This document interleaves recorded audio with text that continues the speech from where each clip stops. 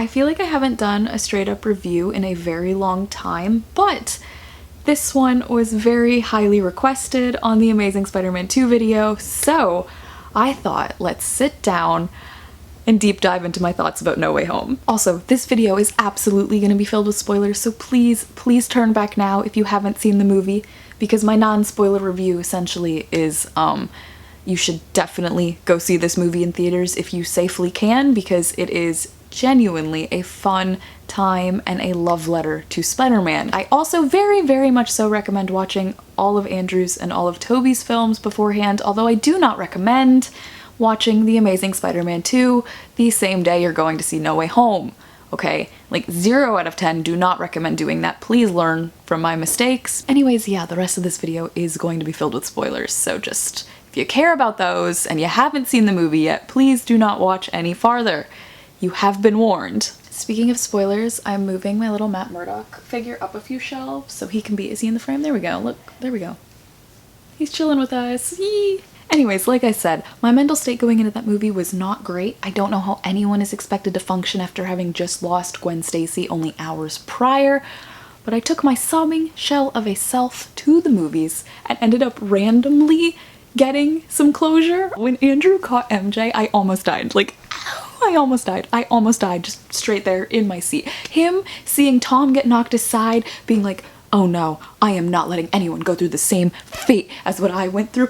Diving to get her, saving her, holding her, like not just webbing her this time, but like literally catching her to make sure that he held her body, making sure she was fine. I would literally pay to go see that movie again just to see that scene. Like, my god. It is more than I could have ever like hoped to see after having just lost Gwen Stacy. Him being like, are you okay? He's tearing up. We're all tearing up. Zendaya's looking at him like, this man is tearing up. Is he okay? Are you okay? No, Zendaya, we are not okay. None of us are okay. We just lost Gwen Stacy and then he caught you, and I just...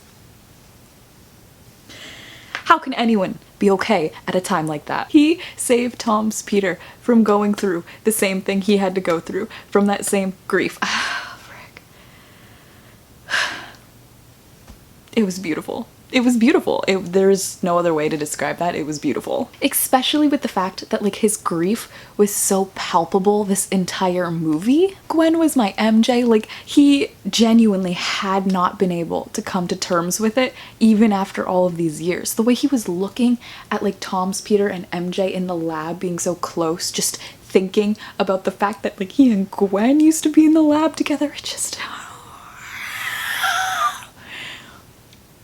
Like, is anyone okay?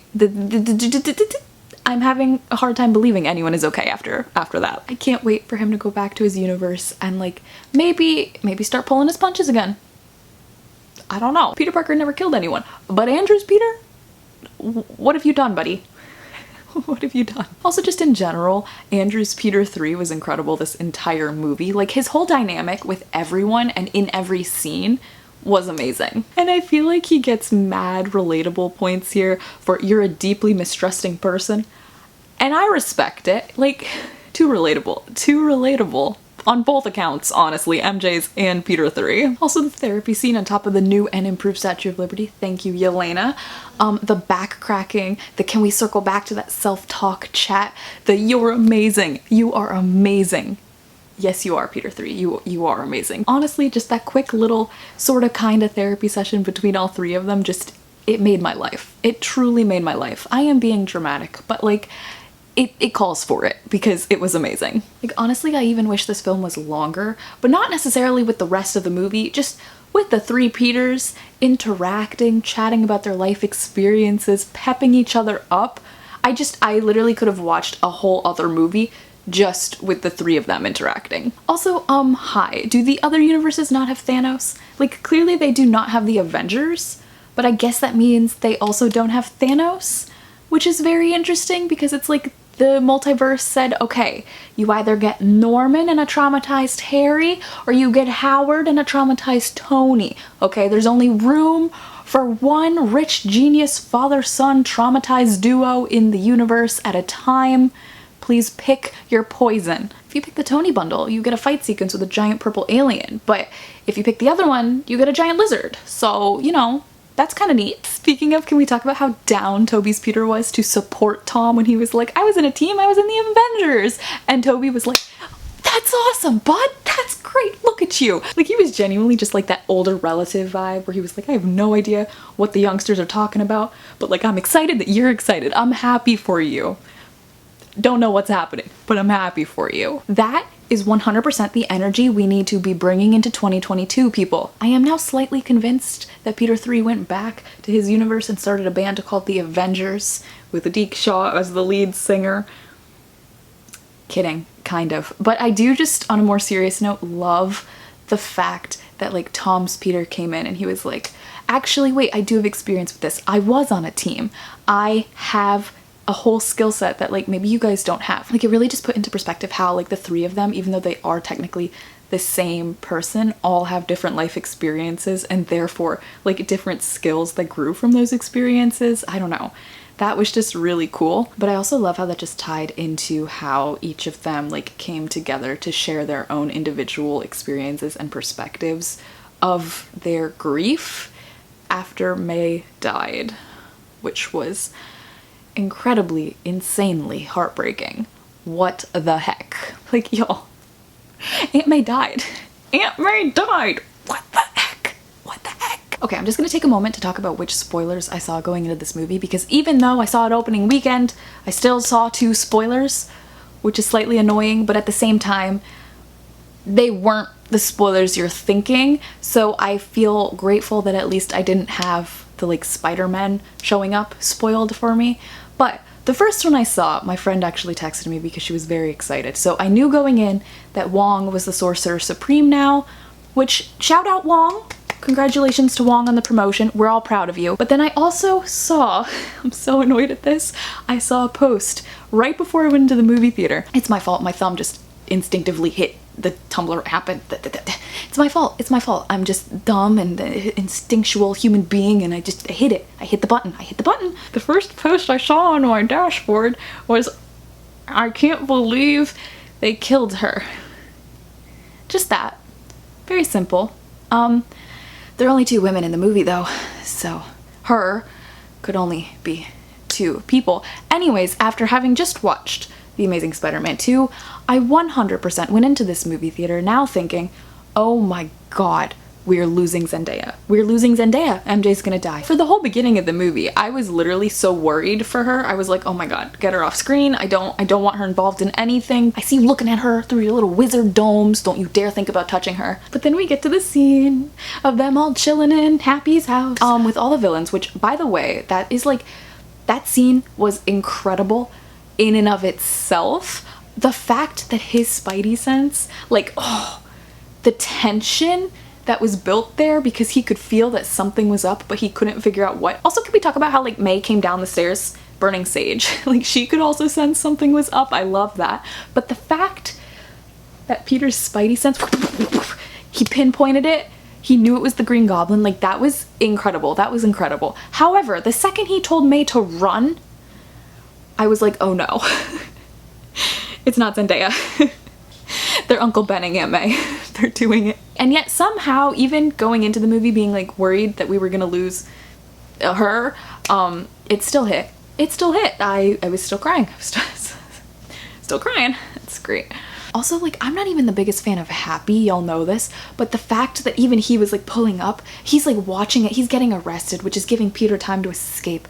But like, he isn't even able to like run in, comfort Peter, see what's happening with Aunt May, grieve with him about it. Like, the fact that he didn't even get to do that, he just had to watch it from afar, that was heartbreaking too. Like, the whole thing was just freaking heartbreaking. It was heartbreaking. In the grand scheme of things, like, I do really love how they gave Aunt May the with great power comes great responsibility scene. I wish we got to see more of her in the movies. That is basically it. Even though we got more than like we did with any of the Uncle Bens, I still feel like I wish we could have seen her be developed like a whole lot more throughout the MCU, but at the same time, I really, really love the significance of them giving that scene to her. And like, I am positive that the people who like really wanted Tom to have an origin story are like so happy right now, but y'all, it hurts. It hurts. Like, at least the other Peters can go back to their universes and hug Aunt May. Our Peter has nobody. He has nothing to his name. He doesn't even have his name. He doesn't have his name. What? Like, they really had Tony say, if you're nothing without that suit, you shouldn't have it, in one of the other movies. And then they're like, hey, you know what would be a really fun quote to pull from? What if we just set him up so that he had to prove who he was without the suit? Which is very clever, and like, it's gonna be really cool to see him grow, but like, it hurts. It hurts.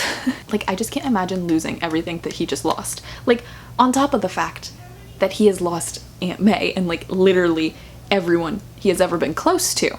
That's already like, nothing can compete with that. That's horrifying. But at the same time, he also lost everything he's worked towards. And like, obviously the Stark internship, the wealth, the insane suits, he doesn't need any of that to be a superhero. But like, he lost his school record? What the heck? He worked hard for his grades, independent of Tony, independent of the Avengers. He worked hard for his grades. He worked hard to even be considered for a spot at MIT. They took it from him.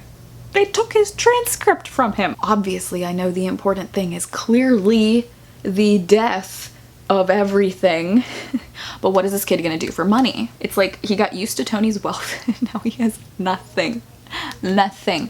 Zip zero nada. He doesn't have photography skills to sell to the Bugle. Like, what? He's gonna go on Fiverr? And I mean, I guess like MJ's job is open. Like, he can become a waiter, but at the same time, can that afford rent in the middle of the city? I don't know. He doesn't get an inheritance. Like, I'm so worried for him. This boy's got nothing. He's got nothing. And I feel like people are probably gonna take that the wrong way because I was all like, oh my god, she's going to Oxford. And that was the only thing I keep repeating in The Amazing Spider-Man 2. And people were like, why are you so hung up on that? She's dead. Where she goes to school isn't what's important. But the thing is, it wasn't about that. It's about what Oxford represented, right? Like, she was a 20-something who made a plan for her life, had ideas about what she was going to be in the future, was working towards becoming the future version of herself. Like, and it was all cut short. It ended prematurely. Like, she was gone. So, like, that's what I was thinking when I was like, oh my god, she was going to Oxford.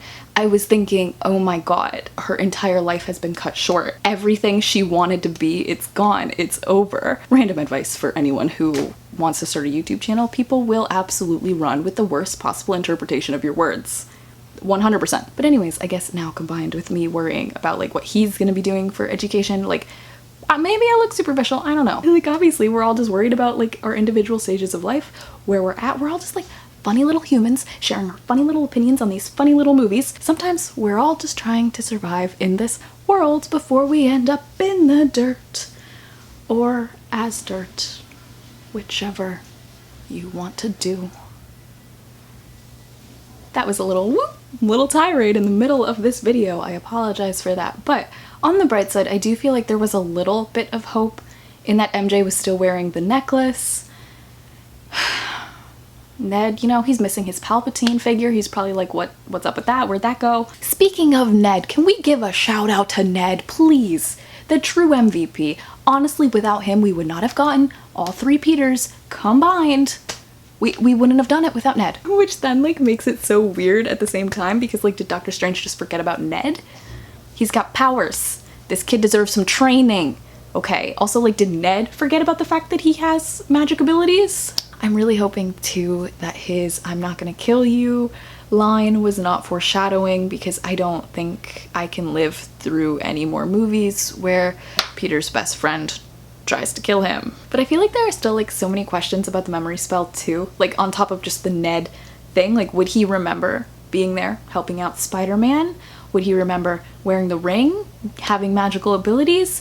There are just so many questions about how the memory spell even exists in the MCU, and I hope they explore it. Like, Spider-Man clearly exists, and I think he still would have been an Avenger, or at least worked with Tony in some regards, because Happy was at the grave talking about Spider-Man, which like is also kind of odd, because it's like, would Happy question the fact that May knew Spider-Man?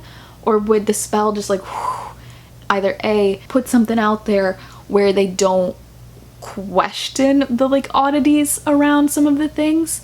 Or B, would he just be like, oh yeah, you know, she worked with her nonprofit and the nonprofit, you know, nabbed Spider-Man? But regardless, I feel like it's pretty clear that Spider-Man himself still exists. So like in theory, all Peter would have to do is like unmask as Spider-Man in front of like Strange, which like obviously I feel like he's not gonna do that immediately unless it was absolutely necessary, especially considering the magnitude of the spell that Strange performed. Like I think he's truly gonna be like protecting his secret identity right now, but it is comforting to know that like Spider-Man probably exists in the public consciousness and the Avengers probably, possibly, hopefully remember him as helping the other Avengers. So like maybe the opportunity is there if he ever needs help to like show up to them and be like, hey, it's me, your boy Spider-Man, I'm here. Yay. But then it's also like, do the people of the MCU remember this whole like multiversal showdown on top of the Statue of Liberty? Or was it just erased because it was the epicenter of the spell? Like, did Sam Wilson and Bucky Barnes just like wake up in a cold sweat and be like, oh my god, something's wrong? And then they realized that the shield fell off of the Statue of Liberty, which, symbolism aside, I feel like people would have questions about, even if they didn't remember the entire showdown that was happening. I also am not totally convinced the other universes didn't forget about their Peter Parkers too, which would be an interesting way to bring them back, almost. But at the same time, it's like, Toby's Peter, Andrew's Peter did not consent to that. So hopefully they're fine in their respective universes, because otherwise that is added pain I don't want to think about. I feel like there's just gonna be like a lot to explore involving the ramifications of the memory spell, how far the memory wipe extends, etc. But until they dive into it, I am just going to headcanon the fact that MJ has all of these drawings in her sketchbook of like some mystery boy, and she finds them a few months into MIT, and she's like flipping back and she's like, why does this kid look familiar? Who was I drawing? And then she's gonna place the connection to the kid who came in asking for coffee while she was working, and then bam, she's like, oh my god, mystery boy is real. It's not just a figment of my imagination that I just randomly drew.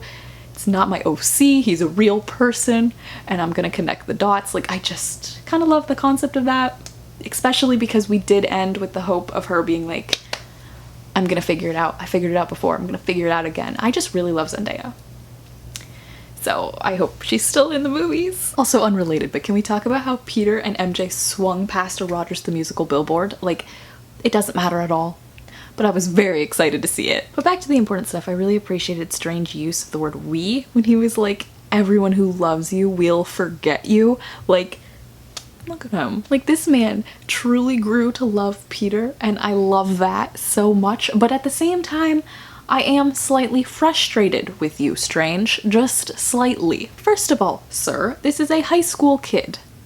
Please sit him down and explain the ramifications of the spell before you start the spell. That just seems like a little bit of a tactical error. It also just slightly kills me that really all Peter needed was a little college mentor to tell him, hey, actually, have you considered messaging the colleges? Do you need help wording an email? Do you want me to talk to them? You know, I am like a famous neurosurgeon before the whole magic thing. I know him shutting the door on Peter and like being like, oh my god, you didn't talk to the college first before you came here, is like, you know, a whole plot point. But at the same time, I'm like, why didn't you lead with that? Strange, you are the grown adult.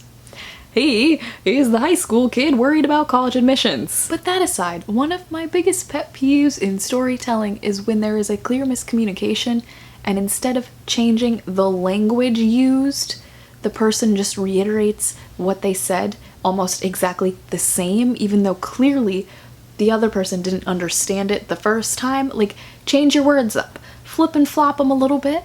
You know, I'm sure there's another way to get your point across. So it was just slightly frustrating, you know, when Strange just keeps reiterating the same fact of like, oh no, they're going to die fighting Spider-Man. Was that British? What was that?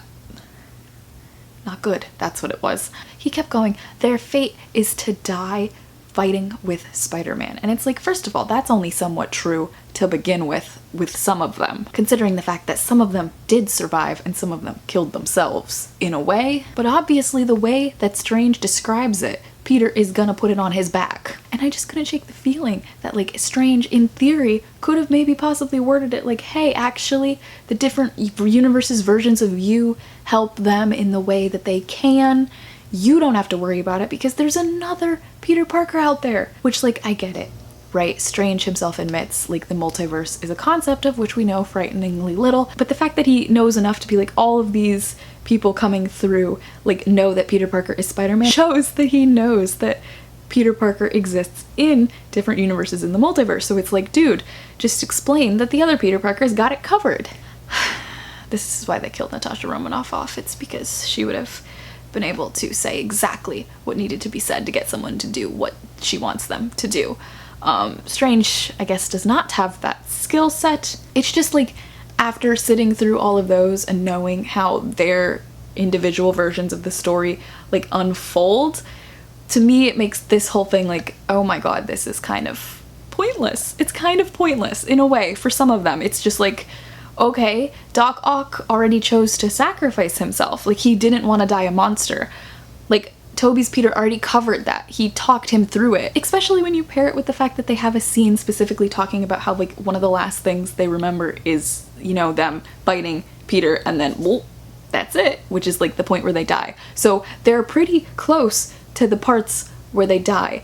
So like in theory, even though they like heal Doc Ock, for example, they heal Doc Ock, they fix the technology, he's still getting put back into a time where he's probably gonna end up sacrificing himself anyways because his machine is probably still going berserk. And maybe I need to give the spell the benefit of the doubt, right? Like maybe it put them back a little bit farther, so there was time in which they could feasibly change what was happening and not die. Then it's almost like that would just create an alternate timeline, which would then lead back to Strange trying to say that there are infinite possible outcomes of everything.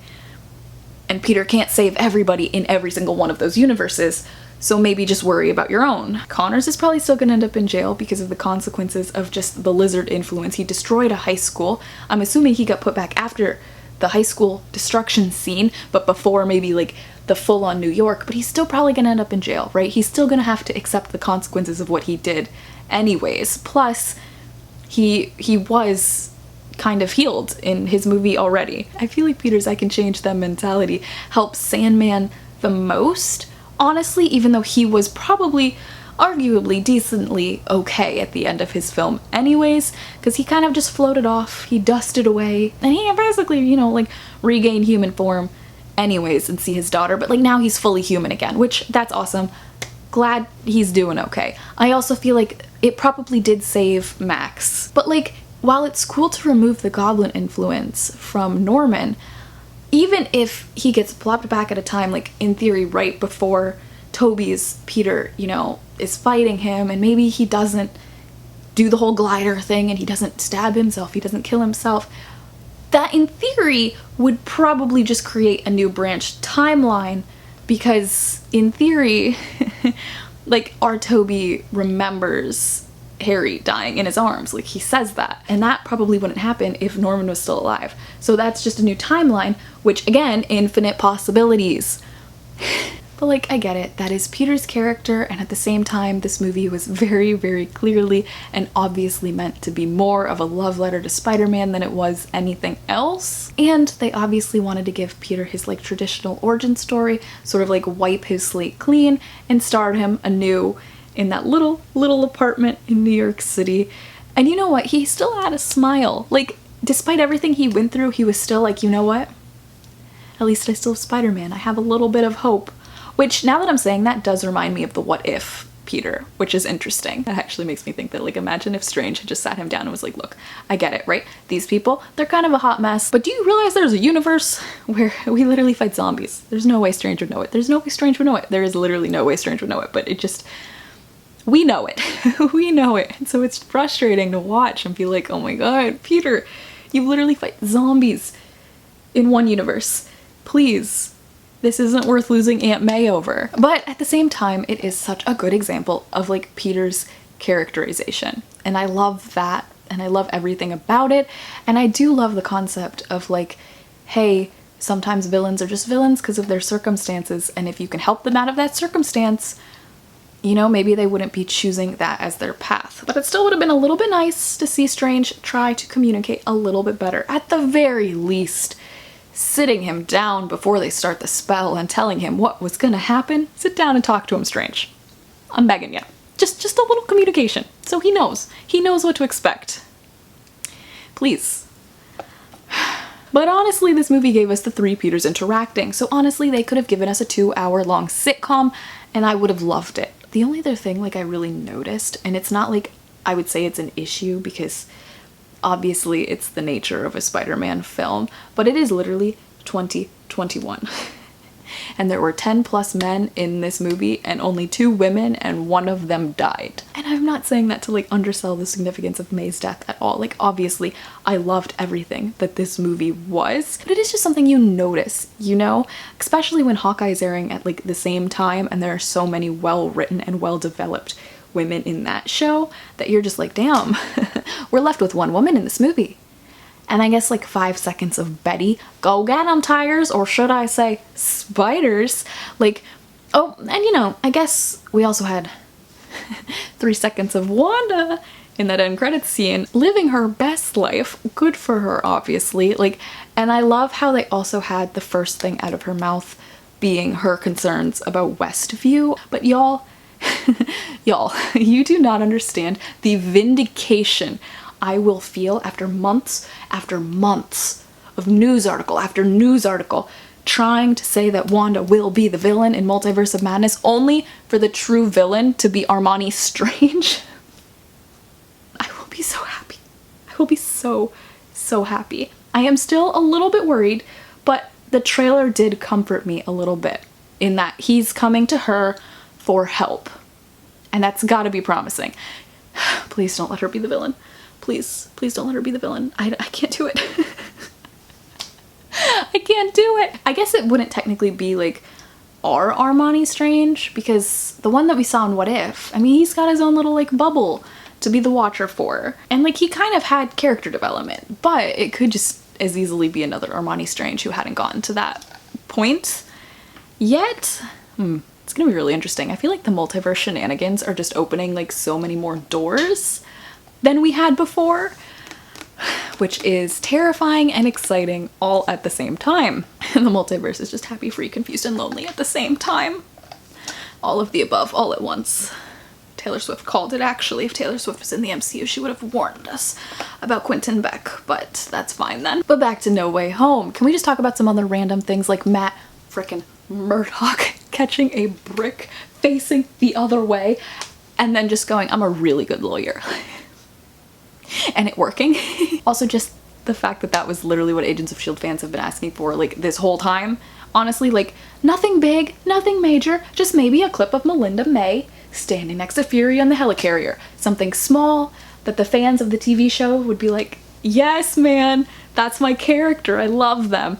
But like people watching the movie would just be like, oh okay, that fits. S.H.I.E.L.D. agent, lawyer, you know, like it would work in context, but it's too late. It's too late. You can't fix it. But for real, I love the inclusion of Matt in the MCU. Like, I am very excited to see where he goes next. He literally caught a brick. He literally caught a brick and just said, I'm a really good lawyer. Like, that was amazing. It was amazing. And I'm sure in the coming months, people will find a lot of things wrong with the film, but it made me so happy to watch this in theaters. It made me so happy to see Matt Murdock catch a brick. It made me so happy to see all 3 Spider-Men interacting. It just made me so happy. Like, Eddie got pulled into a new universe and just got drunk immediately. Please. If we're talking about Matt in character, Eddie's in character. That was just so many random, relatable moments. And I loved them. I loved them all. Also, I am just very glad that I did end up watching all of Tobey's films and all of Andrew's films beforehand. Like, obviously, just for everything that this movie was. It was just so good. Randomly, Norman. I'm something of a scientist myself. It was worth it just for that line alone, even if nothing else happened. Like, it was just so cool to be able to watch this and like get the references and also just get to experience the joy of seeing those characters on the big screen. I don't know, it was just fun. But also, I'm still not over the fact that Peter 3 said I love you and none of them said it back. Okay, what's up with that? Y'all, say it back, please. for the heartbreak that we're gonna experience, you could at least give us a little I love you back. It's okay. We love you, Peter 3. We love you. Anyways, I am excited for whenever I eventually get to see this film again. Probably when it comes out on Disney+, but I am excited to watch it again because I feel like there was just so much in this movie. Like, it was truly just, it was so packed with little good tidbits of happiness and joy and just, it was so good. I loved it. I am going to wrap this review up with the little thought that I had the other day that slightly broke my heart. But isn't it just weirdly poetic how Thanos was stopped in part because Tony couldn't forget Peter, but now the multiverse was saved because everyone forgot Peter? Like, it's not really related at all, but for some reason that really hit me. And by hit me, I mean broke my heart again. You'd think my heart would already be broken into enough shards that it couldn't break anymore, but nope. Apparently, it can keep breaking. And on top of that, I think we lost Dummy. Like, I didn't realize it when I was watching the movie, but I came home and I was like, man, I don't think we saw Dummy again. I think we lost Dummy. Maybe we didn't. Maybe he, you know, he's a little robust little guy. Maybe he's fine. But I feel like we lost Dummy. I hope we didn't. I guess to sum it up, this movie gave us so much, but it also took so much from us. But I hope you guys got everything you possibly could have ever wanted from No Way Home, and I hope you guys enjoyed the movie as much as I did because I really loved it. It definitely made me happy, especially after watching all of the other films. And by happy, I mean it also made me incredibly sad, devastated, and heartbroken. But that's fine. These peace signs are for you, Peter 3. We saw those peace signs. We saw the vibe you were putting down. And we appreciate it. Anyways, I hope you guys liked this review / probably not well structured at all collection of my thoughts on No Way Home. If you did, give it a big thumbs up and subscribe if you are movie and fandom related content, and I will see you guys for the next one. Thanks for watching. See ya.